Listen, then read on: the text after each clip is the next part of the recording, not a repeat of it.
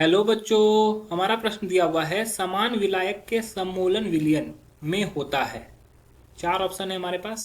क्वथनांक में समान उन्नयन और हिमांक में समान अवनमन, क्वथनांक में भिन्न उन्नयन एवं हिमांक में भिन्न अवनमन, क्वथनांक में समान उन्नयन लेकिन हिमांक में भिन्न अवनमन, हिमांक में समान अवनमन लेकिन क्वथनांक में भिन्न उन्नयन। तो हम लोग को इस चीज को समझना है कि समान विलायक में सममूलन विलयन में होता है। तो सबसे पहले हमको मुख्य अवधारणा में समझना होगा सममूलन विलयन। सममूलल विलयन, सममूलल विलयन किसे बोलते हैं? वैसे विलयन जिसकी मूललता समान हो, वैसे विलयन जिसकी मूललता जो हो समान हो,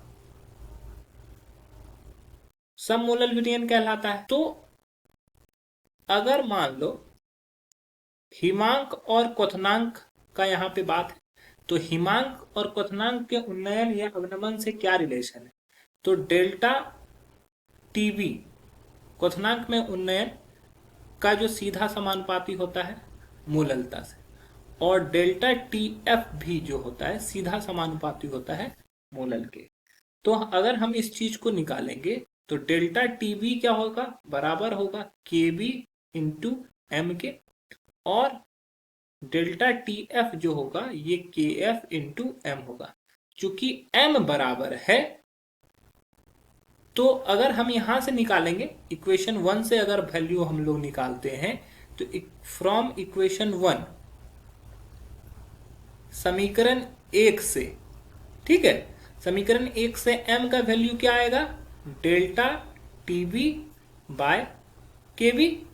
और समीकरण 2 से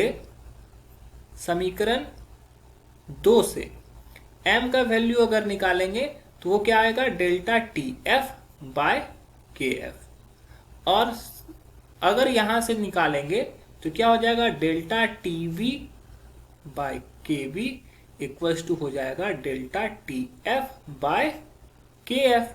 यही हो जाएगा ना। मतलब कि जितना उसका क्वथनांक में उन्नयन हुआ उतना ही हिमांक में अवनमन ही होगा। मतलब कि ये दोनों समान होगा। क्वथनांक में उन्नयन और हिमांक में अवनमन दोनों क्या होगा? समान होगा।